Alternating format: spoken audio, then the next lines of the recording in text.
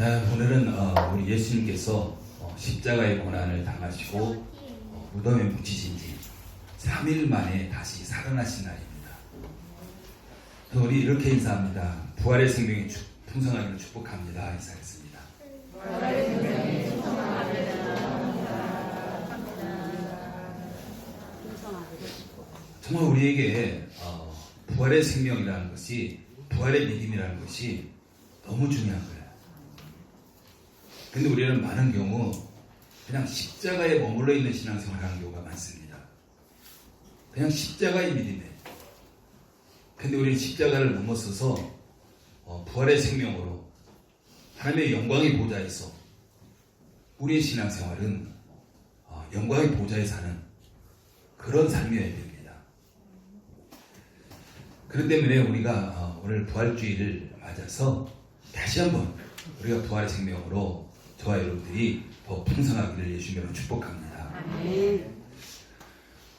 사람들은 사랑하는 사람이 세상을 떠났을 때 통곡을 합니다.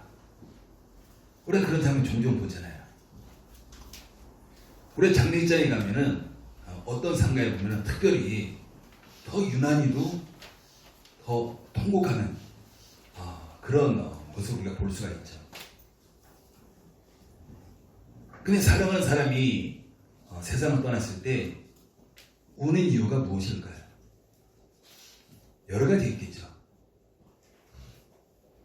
근데 오늘 본문에 보면은 이른 새벽에 무덤 앞에서 울고 있는 한 여인이 있습니다. 근데 어떤 사연이 있기 때문에 무덤 앞에서 울고 있을까요? 그것도 시간이 날이 밝기 전에 어두운 새벽입니다. 그러니까 동이 되기 전에 그 새벽에서 지금 무덤 앞에서 울고 있습니다. 근데 그 여인은 우리가 알듯이 막달라 마리아고요. 그 무덤은 예수님의 무덤입니다. 근데 오늘 본문에 보면 어찌 보면 길지 않은 본문이에요. 길지 않은 본문인데 울었다라는 그런 단어가 4번이나 나옵니다. 그러니까 울었다. 그러니까 오늘 하나님 말씀은 울었다는 걸 지금 강조하고 있는 거죠. 지금 막달라 마리아가 울었다는 걸 통해서 우리에게 뭔가를 전해주고자 하는 그런 메시지입니다. 우리 11절 말씀에는 막달라 마리아는 무덤 밖에 서서 울고 있습니다. 무덤 밖에서 울고 있는 거죠. 그리고 계속해서 울고 있는데 이제는 울면서 무덤 안을 들여다보고 있습니다. 막달라 마리아의 울음은 여기서 그치지 않습니다. 무덤 안에 있던 천사가 여자애 어찌하여 우느냐라고 묻습니다. 그러자 막달라 마리아는 예수님의 시신이 보이지 않아가지고 더 슬프게 우는 거죠. 그때 부활하신 예수님께서 막달라 마리아에게 자신을 보여주세요. 그런데 이렇게 묻습니다. 여자여 어찌하여 울며 누구를 찾느냐. 근데 막달라 마리아는 부활하신 예수님께서 자신에게 말씀하심에 불구하고 그 예수님을 알아보지 못합니다. 눈으로 직접 봤어요. 예수님의 음성 들었습니다. 그럼에도 알아듣지 못하고 더 슬프게 오는 그런 막달라 마리아 우리가 보게 됩니다. 지금 막달라 마리아는 예수님을 눈으로 보고 예수님의 음성을 들었음에 불구하고 예수님인지 알아보지 못하고 오히려 동산직이라고 착각을 하는 겁니다. 그러면서 이제 이렇게 이야기하는 거죠. 주여 당신이 옮겼거든 어디 두었는지 내게 이르소서. 그리하면 내가 가져가리이다. 예수님의 시신을 알려주면 자기가 가져가겠다는 거예요. 여러분, 막달라 마리아가 왜 계속해서 울까요? 우리가 앞부분에서 무덤 앞에서 울고 우리가 그런 것을 어느 정도 이해할 수 있습니다. 바로 예수님의 사랑하는 예수님의 죽으심이 너무 안타까워서 우는 것은 우리가 충분히 이해할 수 있는 거죠. 근데 부활하신 예수님께서 직접 자기에게 나타나셨습니다. 직접 말씀도 하셨습니다. 그럼에도 불구하고 눈으로 보고 들었음에도 불구하고 그 예수님을 알아보지 못하고 계속 본다라는 것은 지금 참 이해가 되지 않는 부분이에요. 부활하신 예수님께서 직접 보여주셨습니다. 직접 목소리도 들려주셨습니다. 바로 예수님께서 보여주신 그 모습, 막달라 마리아가 예수님이 십자가 달리시기 전에 봤던 그 모습 그대로입니다. 달라진 게 없어요. 목소리도 마찬가지예요. 예수님이 십자가 달리시기 전에 막달라 마리아가 들었던 똑같은 목소리예요. 예수님께서 부활하시기 때문에 뭔가 달라지셨고 목소리도 달라지셨고 이게 아닌 거죠. 동일함에도 불구하고 그는 예수님을 알아보지 못했고 음성조차도 기억하지 못했습니다. 여러분, 이 사람이 막달라 마리아예요. 여러분, 막달라 마리아는 정말 예수님을 정말 사랑했던 자입니다. 바로 막달라 마리아가 예수님 한두 번 본 게 아니잖아요. 예수님 음성 한두 번 들은 게 아니잖아요.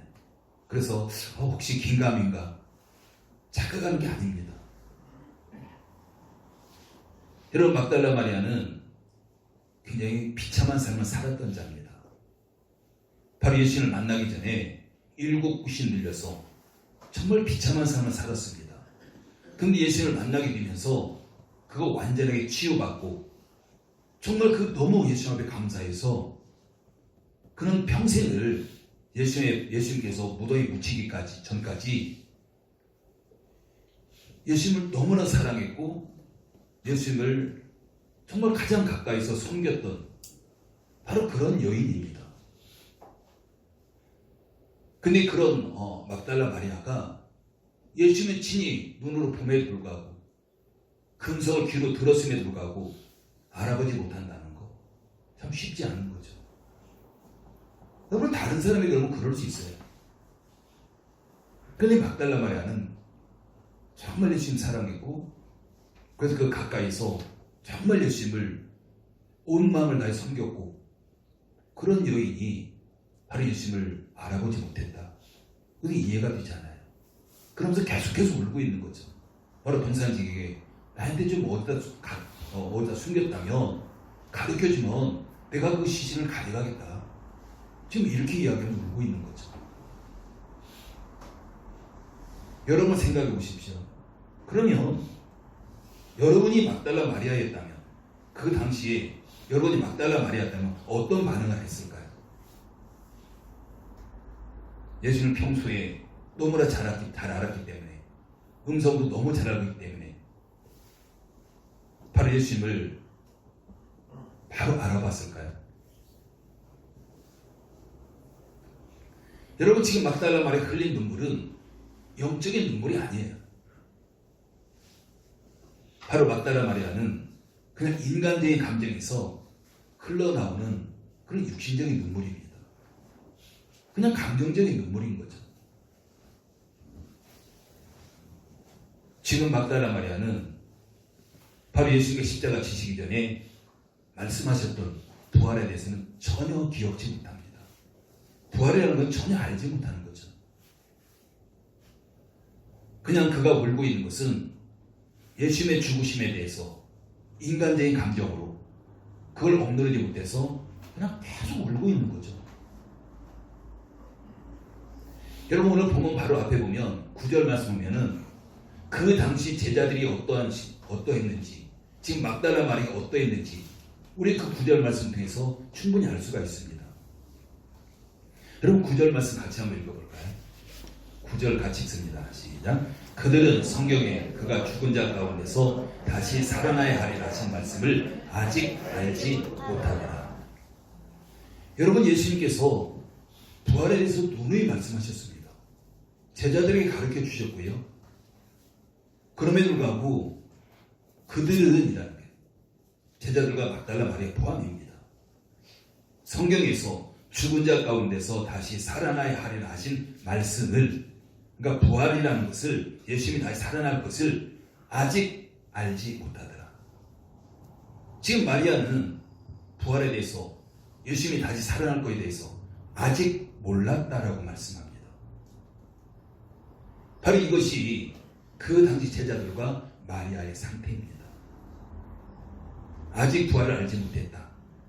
아직 부활에 대한 믿음이 없었습니다. 그들에게 부활신앙이 아직 없는 거예요. 부활신앙이 없다면 그 죽음이라는 걸 어떻게 바라볼까요? 끝이잖아요. 모든 게 끝입니다. 그렇기 때문에 지금 막달라 마리아는 부활신앙이 없기 때문에, 부활에 대한 믿음이 없기 때문에 예수님의 죽음 앞에서 한없이 올 수밖에 없는 바로 그런 상황입니다. 그러니까 부활신앙이 없기 때문에 눈으로 봐도 못 믿는 거예요. 알아보지 못하는 겁니다.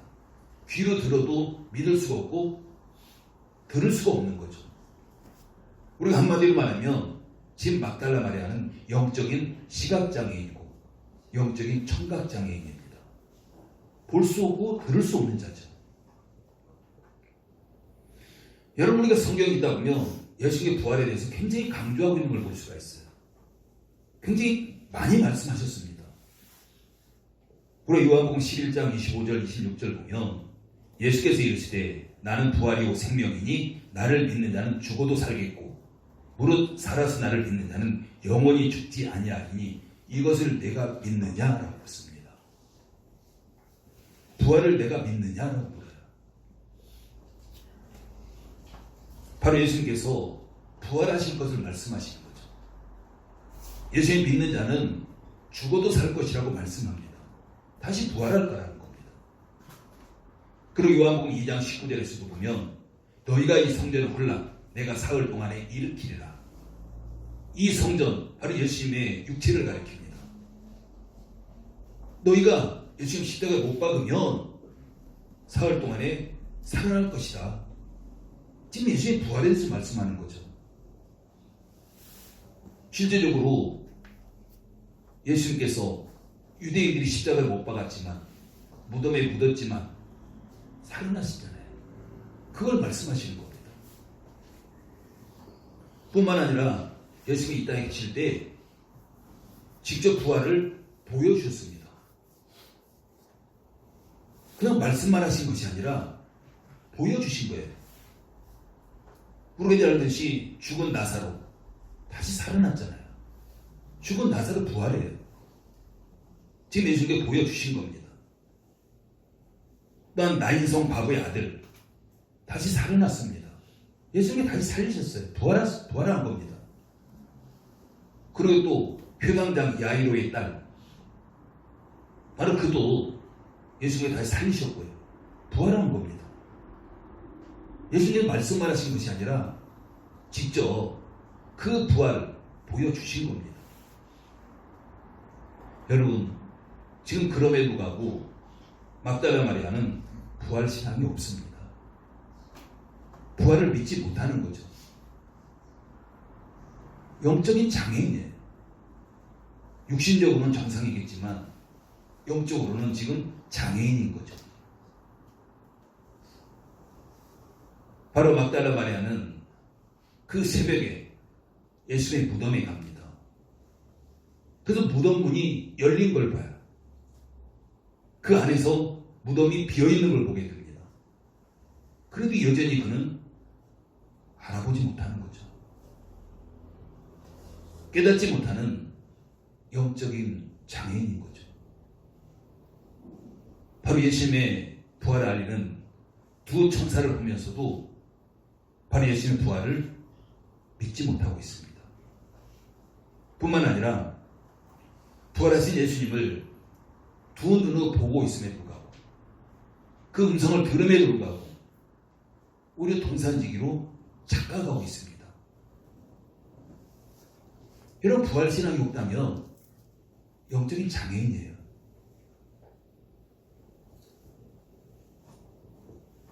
여러분, 막달라 마리아가 왜 그렇게 울었습니까? 원어에 보면은 그냥 단지 흐느끼고 우는 정도가 아니라 통곡했다는 단어예요. 정말 지금 막달라 마리아는 예수님 무덤 앞에서 통곡하고 있는 겁니다. 그 인간적인 감정을 억누르지 못해가지고 지금 통곡하고 있습니다. 왜 막달라 마리아가 예수님 무덤에 찾아가서 통곡했을까요? 그 이유는 하나야. 부활신이 없기 때문에. 부활신이 없기 때문에 봐도 볼 수가 없고 들어도 들을 수가 없는 바로 그 이유 때문에 지금 막달라 마리아는 통곡하고 있는 바로 그런 모습입니다. 여러분, 만약에 막달라 마리아가 예수님을, 부활하신 예수님을 알아봤다면 그래도 통곡했을까요? 여러분, 지금 막달라 마리아 상태는요, 영성은 완전 바닥인 거예요. 영성은 완전 바닥이고 이성만 굉장히 충만한 상태입니다. 그러니까 영적으로는 어떤 것도 이해할 수 없고 바라볼 수 없고 바로 인간적인 이성을 가지고만 모든 걸 판단하고 있는, 이성을 가지고 바라보고 있는, 그렇기 때문에 예수님 무덤 앞에서 통곡할 수밖에 없는 거죠. 근데 중요한 사실은요, 막달라 마리아가 예수님을 알아본다는 사실이에요. 부활하신 예수님을 알아봤다는 사실입니다. 근데 언제 알아봤을까요? 여러분, 성경에 보면요, 부활하신 예수님을 막달라가 알아본 계기가 있어요. 16절 말씀 한번 같이 읽어볼까요? 16절 읽습니다. 시작. 예수께서 마리아야 하시기를 마리아가 돌이켜 히브리 말로 라보니 하니 이는 선생님이라는 말이다. 아멘. 바로 예수님께서 마리아에게 이제는 마리아라고 불러요. 마리아의 이름을 부릅니다. 그제서야 마리아는 예수님을 알아보는 거예요. 그제서 예수님의 음성을 들은 겁니다. 똑같아요. 그죠? 그 앞에서도 예수님께서 여자여 어찌하여 우느냐, 예수님께서 보여주셨잖아요. 똑같이 말씀하셨잖아요. 근데 그때는 알아보지 못했는데 이제는 예수님께서 마리아야 라고 불러요. 마리아야 라고 불렀을 때에 그때 비로소 마리아는 예수님을 알아본 겁니다. 부활하신 예수님을 알아본 거죠. 지금 부활하신 예수님께서 마리아의 눈과 귀를 열어주신 거예요. 부활하신 예수님께서 마리아의 믿음을 일으켜주신 겁니다. 그 부활의 믿음 일으켜주신 거예요. 그래서 그가 비로소 부활하신 예수님을 바라볼 수 있었던 거죠. 그래서 에베소 2장 8절은 우리에게 이렇게 말씀하십니다. 너희는 그 은혜에 의하여 믿음으로 말미암아 구원을 받았으니 이것은 너희에게서 난 것이 아니요 하나님의 선물이라.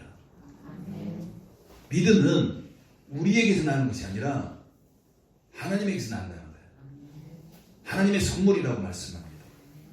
마찬가지로 지금 막달라 마리아의 그 믿음, 바로 예수님께서 마리아야라고 부르면서 그 믿음을 불러 일으켜 주신 겁니다. 바로 예수님께서 그 믿음을 주신 거예요. 그때서야 막달라 마리아가 예수님을 알아보기 시작한 겁니다. 사랑하는 성도 여러분, 막달라 마리아가 무덤 앞에서 왜 그때 울었습니까? 막달라 마리아가 왜 무덤 앞에서 그렇게 통곡했는지 이제 이해가 되시죠? 그렇다면 우리 주변에 보면요, 특히 장례식장 가면 어떤 상가에 보면 그냥 주변이 떠나가고 통곡하는 그런 상가들이 있어요. 그들이 왜 그렇게 통곡할까요? 그것도 우리는 충분히 이해할 수 있을 겁니다. 바로 인간적인 정으로 죽음 앞에서 우는 거 우리가 충분히 이해할 수 있어요. 근데 그들이 그렇게 죽음 앞에서 우는 것은, 통곡하는 것은 죽음이 끝이라고 생각하기 때문에, 절망감 때문에 그런 거예요. 더 이상 희망이 없기 때문에, 어떤 소망이 없기 때문에, 그 절망감 때문에 그들이 통곡하는 거죠. 바로 죽음 앞에서 더 이상 어찌할 수 없기 때문에 그들이 통곡하는 겁니다. 여러분, 인간의 죽음에는 세 가지 죽음이 있습니다. 첫 번째 죽음은요, 육신적인 죽음이에요. 우리 영혼과 육이 분리되는 겁니다. 영혼은 죽지 않아요. 그래서 첫 번째 죽음은 육신적인 죽음입니다. 두 번째 죽음은 영혼의 죽음이에요. 영혼의 죽음이라는 것은 하나님과 영혼이 분리되는 거예요. 우리 영혼. 그게 바로 두 번째 영혼의 죽음입니다. 그러면 우리는 살아있는 자죠. 하나님과 분리된 자가 아니잖아요. 근데 그 밖에 세상에 있는 사람들 죽은 자들이에요. 하나님 오셔서 죽은 자들입니다. 왜? 하나님의 생명과 그들이 분리된 겁니다. 그다음 세 번째 죽음은 영원한 죽음입니다. 영원한 죽음은 지옥에 던져질 형벌이에요. 지옥에 던져질 형벌인데 사실은 죽지는 않아요. 지옥에서 영원한 삶을 사는 거죠. 그걸 성경은 영원한 죽음이다라고 말합니다. 바로 이렇게 죽음은 세 가지가 있습니다. 그렇다면 우리는 어떤 죽음 앞에서 정말 통곡해야 할까요? 여러분, 첫 번째일까요? 육신적인 죽음 앞에서 통곡해야 될까요? 아니면 영혼의 죽음 앞에서 통곡해야 될까요? 영원한 죽음 앞에서일까요? 우리 두 번째예요. 하나님과 분리되는 영혼의 죽음 앞에서 통곡해야 되는 겁니다. 한번 여러분 생각해 보십시오. 정말 우리의 가족, 남편, 아내, 우리의 자녀들, 우리 친척들, 우리 주변의 친구들, 정말 가까운 자들, 그 영혼을 위해서 통곡해 보셨나요? 우리 주변에 정말 믿음이 신실하다고 하는 사람들, 정말 사랑하는 누군가의 육체적인 죽음 앞에서 통곡을 했을지언정 그 영혼의 죽음 앞에서 통곡하는 거 보셨나요? 물론 있겠죠. 그게 거의 찾아보기 힘들어요. 이게 뭘까요? 우리에게 부활의 생명이 있어도 희미하다는 겁니다. 부활의 생명으로 충만하다면 우리는 영혼의 죽음 앞에 우리가 통곡할 수밖에 없죠. 그들을 그냥 바라보고만 있을 수가 없는 거예요. 근데 많은 신앙인들이 영혼의 죽음 앞에는 별로 무관심합니다. 육체적인 죽음 앞에서는 정말 슬퍼하고 통곡할 수 있어요.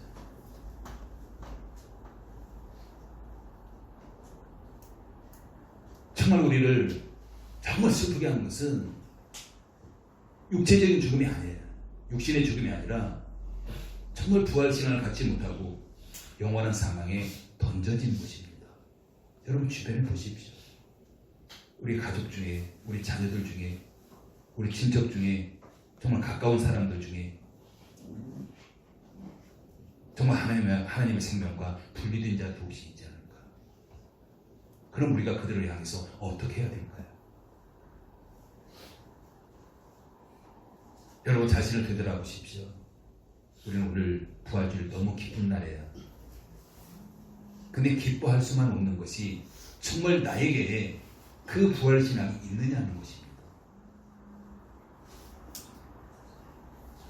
근데 그 부활신앙이 우리에게 왜 필요할까요? 우리에게 부활신앙이 필요한 것은 우리에게 죽음을 피할 수 없기 때문에, 육체적인 죽음을 피할 수 없기 때문에. 여러분 우리가 육체적인 죽음이 우리 가운데 다가온다면 더 이상 기회는 없어요. 우리 육체적인 죽음을 맞이하게 되면 우리가 부활 생명을, 부활 신앙을 가질 수 있는 더 이상 기회는 우리에게 주어지지 않습니다. 우리가 부활 신앙을 가질 수 있는 그런 기회는 우리가 육체로 이 땅에 살고 있을 때, 우리 육체 안에 거하고 있을 때, 그때만 우리가 부활 신앙을 가질 수 있는 기회라는 사실입니다.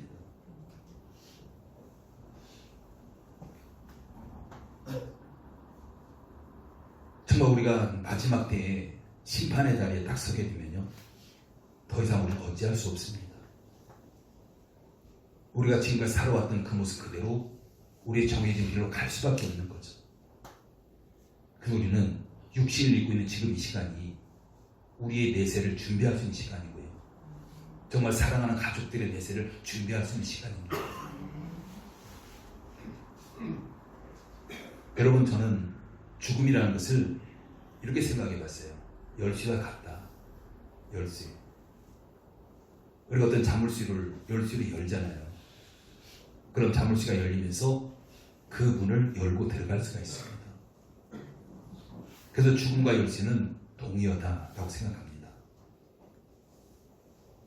우리가 죽음이라는 것은 끝이 아니라 새로운 시작입니다. 그렇다면 죽음은 열쇠로 새로운 삶을 열어가는 그런 시작인 거죠. 그래서 내가 죽음이라는 열쇠로 천국문을 열 것인가, 죽음이라는 열쇠로 지옥문을 열 것인가, 이건 우리에게 달려 있습니다. 우리의 선택에 달려 있는 거죠.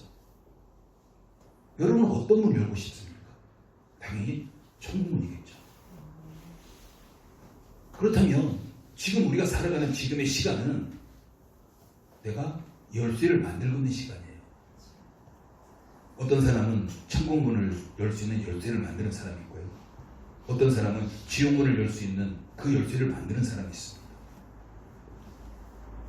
여러분, 지금 선택하십시오. 지금 육신을 입고 있을 때 우리가 선택해야 돼요. 그리고 그 선택을 우리가 준비해야 됩니다. 여러분, 우리의 살 길은 오직 하나예요. 우리의 육신을 입고 있는 동안 예수님의 부활을 믿고 부활신앙으로 무장하는 겁니다. 여러분, 우리가 똑같은 신앙생활에도 십자가에 머물러 있는 사람과 부활에 나가 있는 사람과 신앙생활에 힘이 달라져요. 여러분, 성경은 그리스도인이 하늘 보좌 우편에 앉아 있다라고 말씀합니다. 근데 우리는 십자가에 머물러 있는 자가 아닌 거예요. 십자가를 지나서 부활을 지나서 하나님의 영광의 보좌까지 우리는 나가고 있는 자입니다. 그렇기 때문에 바로 우리는 부활신앙으로 무장해야 될 줄 믿습니다. 여러분, 예수님께 우리에게 죽음 이후에 부활의 승을 보여주셨잖아요. 신이 예수님 자신이 부활하신 걸 우리에게 보여주셨습니다. 이런 부활신앙이 없다는 것은 죽은 자랑 마찬가지예요. 여러분, 나뭇가지 우리가 꺾어놓으면 어떻게 될까요? 나뭇가지, 나무 줄기에 붙어있는 것과 바로 꺾고 났을 때는 꺾어있는 것과 똑같아요. 달라지지 않습니다. 근데 꺾여지면 어떻게 돼요? 죽었다는 거예요. 그건 사는 게 아니에요. 이미 꺾여진 것은. 나무 원줄기에 붙어있을 때 이게 살아있는 거지, 거기서 잘라져 나가면 사는 것처럼 보여도 죽었다는 겁니다. 좀 우리의 모습이 그럴 수 있어요. 우리가 지금 여전히 하나님의 생명에 붙어있는 사람과 붙어있지 않은 사람 똑같습니다. 우리가 볼 때. 그런데 하나님의 생명에 붙어있지 않다는 것은 나뭇가지 꺾여져 있는 것과 똑같다는 겁니다. 바로 꺾여진 나뭇가지는 시간이 지나면 결국에는 말라 비틀어질 수밖에 없는 거예요. 우리 인간도 마찬가지입니다. 하나님의 생명에서 떨어져 나가 있다면 시간이 지나면 결국에는 그 길은 정해지는 거죠. 여러분, 그렇다면 부활신앙이 뭘까요? 정말 부활신앙은 예수님의 죽으심과 부활이 내 죄를 용서하시고 구원하시려고 하나님의 그 크신 사랑을 받아들이는 거예요. 예수님의 죽으심, 예수님의 부활, 이것은 내 죄를 용서하시고 나를 구원하시려고 하는 하나님의 그 큰 사랑을 내가 받아들이는 거예요. 받아들이고 믿는 겁니다. 그리고 또 하나는 나도 예수님처럼 부활해서 천국에서 영생하는 삶을 사는 것을 믿는 거예요. 그걸 받아들이고 믿는 겁니다. 여러분, 우리 가족이든 누구든지 여러분 임종을 보셨죠? 임종하는 그런 모습 보면 사람마다 다 달라요. 죽음 앞에서 굉장히 두려워하는 사람이 있습니다. 정말 믿는 사람에 불구하고, 중직을 받은 사람에 불구하고 죽음 앞에서 죽음을 두려워하는 사람이 있고, 어떤 사람은 편안하게 받아들이는 사람이 있고, 이게 뭘까요? 부활신앙의 차이입니다. 부활신앙이 있느냐 없느냐의 그 차이예요. 부활신앙이 강한 사람은 죽음 앞에서 두려워하지 않아요. 죽음을 맞이해도 편안하게 받아들여요. 왜? 새로운 삶이 있잖아요. 더 좋은 삶이 있잖아요.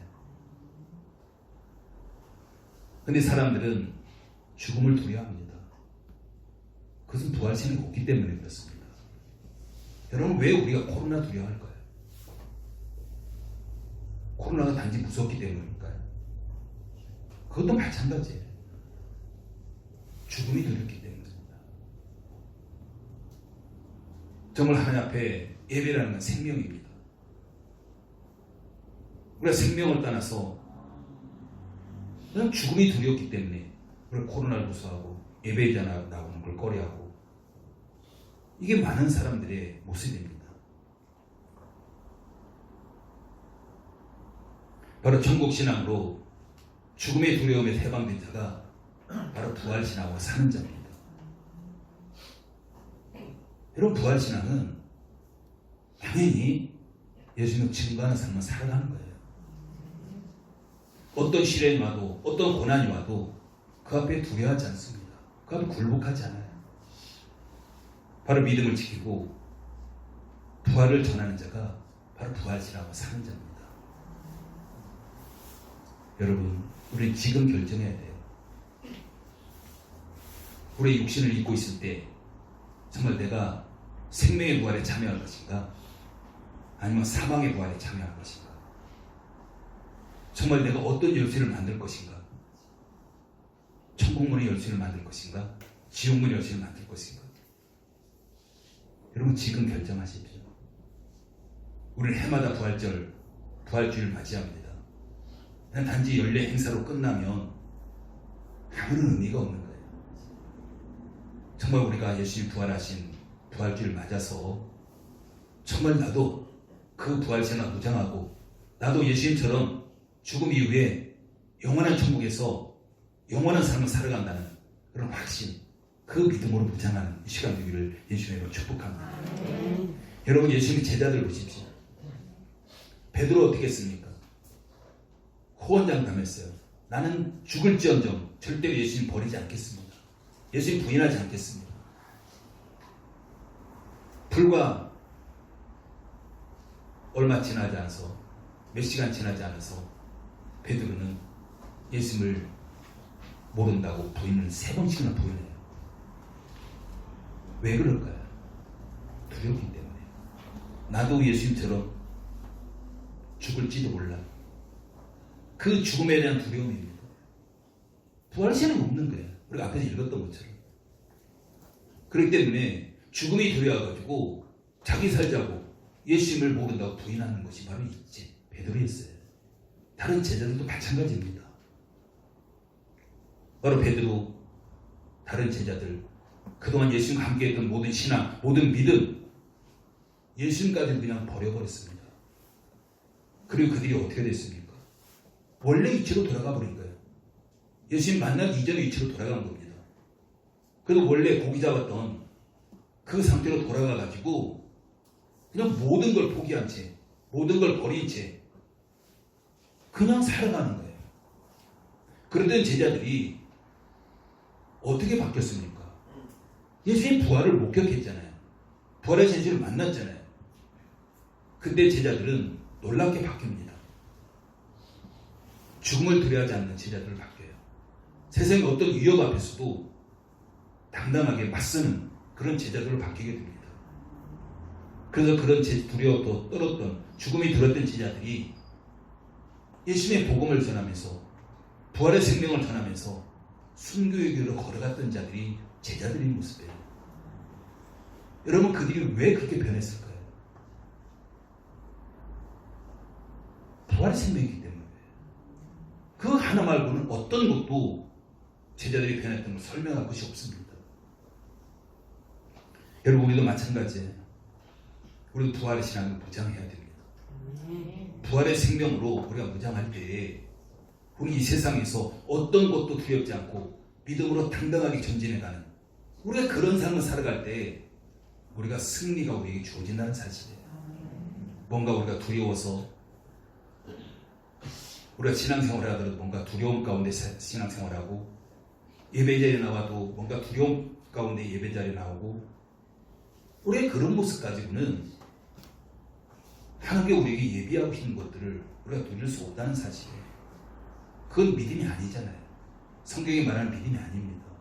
믿음은 어떤 상황 속에서도 당당한 거예요. 어떤 두려움, 어떤 위기 앞에서도 믿음은 당당한 겁니다. 믿음은 그걸 뚫고 넘어가는 거예요. 그래서 우리는 부활주의를 맞아서, 정말 2021년 부활주의를 맞아서 우리 신앙이 새롭게 출발하는 시간이 되기를 바랍니다. 부활신앙으로 새롭게 출발해서 정말 저와 여러분들이 이 세상의 어떤 위기 앞에도, 어떤 문제 앞에도, 어떤 환경 앞에도 그걸 뛰어넘어가는 그런 담대한 제자들이, 예수님 부활을 경험하고 난 제자들의 그런 모습처럼 정말 담대한 그런 믿음으로 정말 세상 가운데 승리한 저희 여러분들을 예수님의 이름으로 축복합니다. 기도합니다. 아버지의 은혜를 감사를 드립니다. 정말 죽음이 두려움 때문에 울었던 그런 막달라 마리아의 모습 보면서, 난 제자들이 예수님을 버리고, 믿음을 버리고, 모든 걸 버리고 원래 이쪽으로 돌아갔던 걸 보면서 부활신은 얼마나 우리에게 정말 중요한지를 다시 한번 깨닫습니다. 정말 우리 스스로 우리를 되돌아보면서 정말 부활신앙이 희미하다면 정말 2011년 부활주의를 맞아서 다시금 부활신앙으로 무장해서 어떤 환경, 어떤 문제, 어떤 위기 앞에서도 우리가 굴하지 아니하고 더 담대하게 그 환경을 뛰어넘고 환경을 변화시키는 그런 부활신앙의 소유자들이 다 되게 부여하도록 아버지 하나님 역사에 주시옵소서. 예수님의 이름으로 기도드립니다. 아멘.